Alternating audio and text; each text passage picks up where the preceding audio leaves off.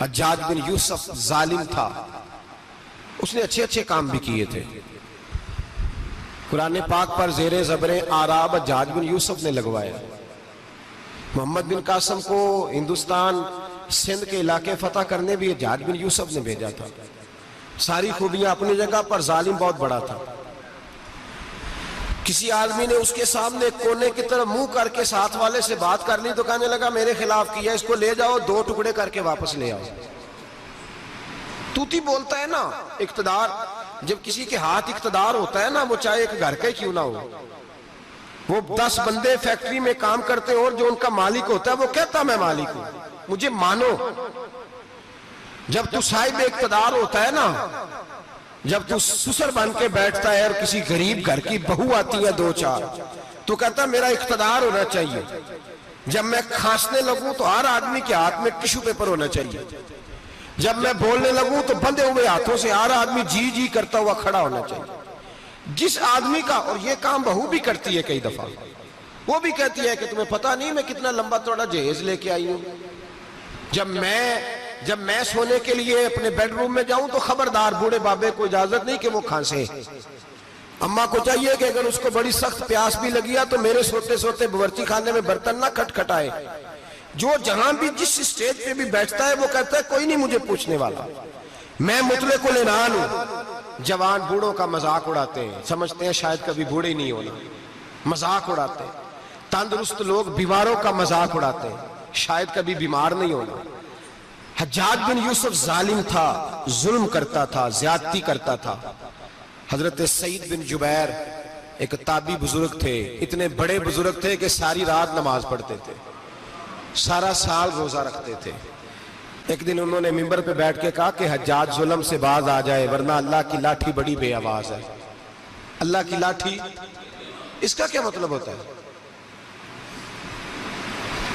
اس کا مطلب ہے جب رب کی لاٹھی چلتی ہے تو اس کی آواز، جی اس کا پہلے کوئی پیغام، وہ پہلے اعلان نہیں کرتا کہ تگڑے ہو جاؤ لاٹھی چلنے لگی ہے، لاٹھی چلتی ہے پر اس کی آواز، سمجھ آ رہی ہے میری بات کی؟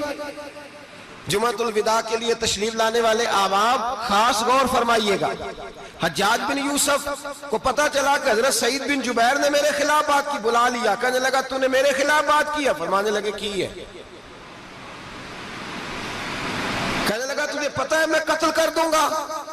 آپ فرمانے لگے نہ تو زندگی کا مالک ہے نہ موت کا مالک ہے، تو کیسے قتل کر؟ کہنے لگا تجھے پتا ہے میرا؟ فرمایا میں نے تجھے نہیں، میں نے تو کئی شداد، کئی حماد، کئی قارون، کئی فرعون، کئی نمرود دیکھے، کئیوں کی داستانیں سنی، تو کون ہے؟ تو چھوٹا سا ہے۔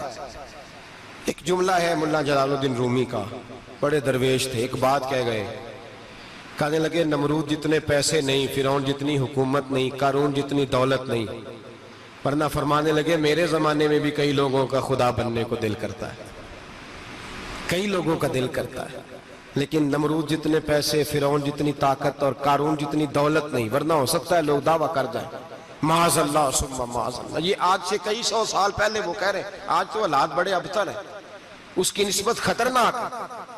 فرمانے لگے حضرت سعید بن جبیر تو زندگی موت کا مالک نہیں۔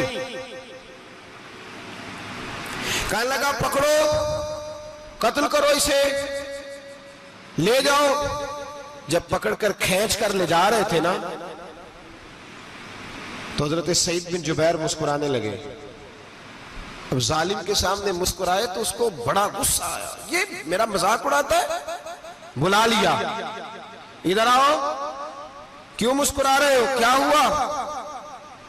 تو حضرت سعید بن جبیر کہنے لگے میں مسکرا رہا ہوں تیری بیوقوفی پر اور اپنے اللہ کی دی ہوئی ڈھیل پر۔ میں مسکرا رہا ہوں کہ یا اللہ کیا بات ہے، کیا تیرا شان ہے، کیسے لوگوں کو ڈھیل دی ہوئی ہے۔ میں مسکرا رہا ہوں تیری بیوقوفی پر کہ تو سمجھتا ہے شاید مجھے پوچھنے والا کوئی نہیں۔ کہنے لگا اس کو باہر نہ لے جاؤ، میرے سامنے قتل کرو۔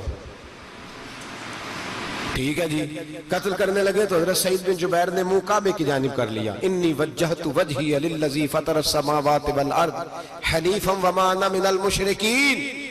جب آپ نے یہ آیتیں پڑھی نا کہ میں نے منہ کر لیا ہے اپنے رب کی جانب، کرو مجھے قتل، کہنے لگا نہیں نہیں، اس کا منہ پھیرو، کعبے کی طرف ہو کے قتل نہ ہو، ہے ظالم پر پاگل ہو گیا ہے۔ حضرت سعید بن جبیر کے حوصلے نے شکست دے دی، ناکام ہو گیا، مخبوط الحواس ہو، کہنے لگا اس کا منہ پھیر دو۔ جب کعبے سے پھیرا تو آپ فرمانے لگے للہ المشرق والمغرب فإنما تولى فثم وجه اللہ۔ اللہ فرماتا ہے تو مشرق اور مغرب سارا ہی اللہ کا ہے، جدھر بھی منہ کرو گے ادھر اللہ ہی اللہ ہے، جدھر بھی منہ کرو گے ادھر اللہ ہی اللہ ہے چاروں جانب۔ پھیر دے جدھر منہ پھیرنا ہے تو نے، پھیر دیا منہ۔ حضرت سعید بن جبیر کے گلے پہ خنجر رکھا تو آپ نے ہاتھ اٹھائے، کہنے لگے اے اللہ میرے بعد اسے کسی اور پر مسلط نہ کرنا، میرے بعد کسی اور پر مسلط نہ، بس میں آخری ہوں۔ جب آپ ذبح ہوئے تو اتنا خون نکلا کہ لوگ کہتے ہیں جتنا اونٹ کے وجود سے نکلتا ہے، تر ہو گیا سارا اس کا دربار۔ ایک سمجھدار آدمی کو بلا کے کہنے لگا اتنا خون میں نے بڑے بندے قتل کرائے ہیں پر اتنا خون نہیں نکلا۔ تو وہ کہنے لگے لوگ مر جاتے ہیں، مرتے وقت ڈر جاتے ہیں، سہم جاتے ہیں، خون سکڑ جاتا ہے، لگتا ہے یہ شخص جب دنیا سے گیا ہے تو ڈٹ کے گیا ہے، یہ ڈٹ کے گیا ہے دنیا سے۔ حجاج بن یوسف رات کو سویا تو تڑپ کے اٹھا، کیا ہوا؟ گھر والے کہنے لگے کیا ہوا؟ کہنے لگے سعید بن جبیر خواب میں آئے اور کہتے ہیں اٹھ مجھے بتا تو نے مجھے کیوں قتل کیا ہے، بتا کیوں مارا؟ اگلی رات پھر سویا تو وہی خواب، پھر سویا تو وہی خواب۔ گناہ نفسیاتی مریض بنا دیتا ہے، ظلم تجھے مخبوط الحواس کر دیتا ہے۔ جب تو زیادتی کرتا ہے تو اللہ فرماتے ہیں کہ تو اللہ کو بھولتا ہے، اللہ تجھے اپنا آپ بھلا دیتا ہے، پھر تو بھول جاتا ہے، پھر تو سیدھے رستے پہ چلتا ہے پر بھٹک جاتا ہے، پھر تو صحیح رستوں کا تعین کر کے بھی گمراہ ہوتا ہے، پھر تو روز وہی گاڑی چلاتا ہے پر اب جب تو بریک لگاتا ہے تو نہیں لگتی۔ جب گناہوں کے ساتھ تو مخبوط الحواس ہوتا ہے تو روز وہ کاروبار کرتا ہے، لیکن جب تیرے گناہ تجھے گھیر لیتے ہیں پھر اسی کاروبار میں تو نقصان اٹھاتا ہے۔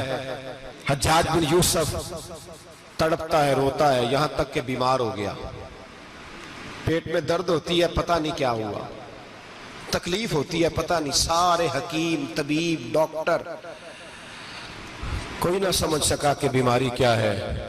جو بیماریاں خدائی ہوتی ہیں ان کا لوگوں کو پتا، جو آزمائشیں رب کی جانب سے ہوتی ہیں وہ ڈاکٹروں کے ہتھے نہیں چڑھتی، جو تکلیفیں اللہ دیتا ہے ان کا حکیم طبیب علاج نہیں کر پاتے، مشکل، اور شفا اسی وقت ہوتی ہے جب اللہ دینا چاہے، اور جب رب ہی دینا نہ چاہے تو بڑے بڑے ڈاکٹر کہتے ہیں کہ ہمارے بس کی بات نہیں رہی۔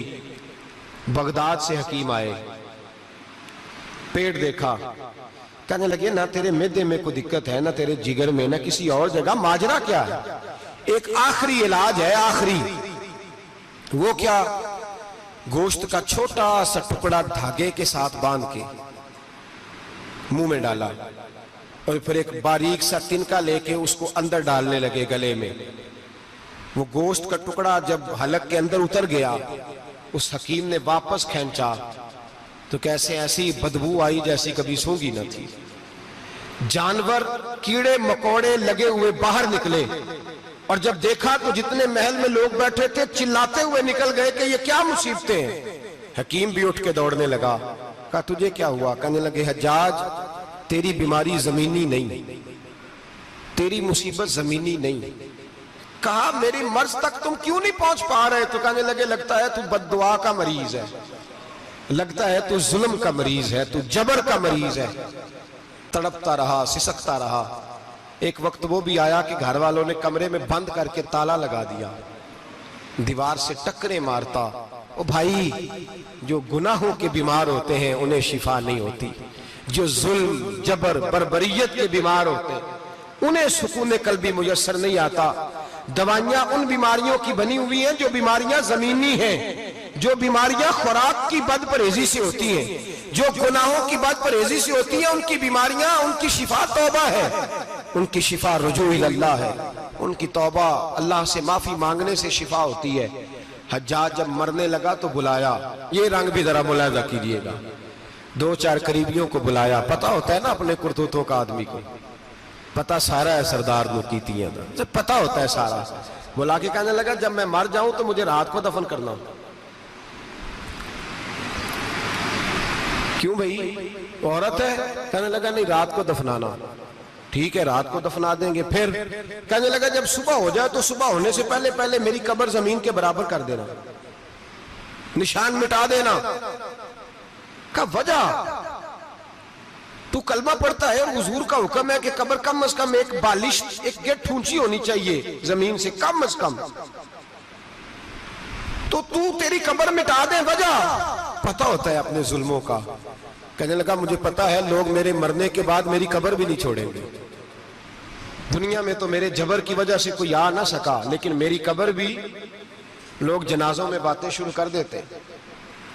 جنازوں میں نے ایسی بھی داستانیں سنی ہیں کہ کوئی مرا تو لوگ جوتوں کا ہار قبر پہ ڈال آئے. نہیں بھائی, تو جب زندہ تھا تو تیرے جبر ظلم کی وجہ سے نہیں کو بول سکا. ایک تو ہے قیامت میں حساب ہوگا, یہاں دنیا میں حساب ہونے لگتا. اتنی لمبی زبانیں لوگوں کی لٹک کر مرتے وقت باہر نکل آتی ہیں. دعا کریں, جمعہ ہے, اللہ تعالیٰ ایمان کی موت عطا فرمائے. دعا فرمائے رب تعالیٰ اللہ تبارک و تعالیٰ توبہ کر کے جانے کی توفیق عطا فرمائے. جاگے اور سنے اور دعا کرے, اے اللہ تو ہمیں ظلم سے ویسے ہی محفوظ فرما. اگر ہم زیادتی کرنے لگے تو اے اللہ ہمیں اس سے منع فرما, ہمیں اس سے تو یہ توفیق دے کہ ہم باز آ جائیں اس گناہ سے. میرے بھائی, ایک تو دنیا میں سزا ہے, پھر قیامت کی سزا ہے, پر وہ زیادہ سخت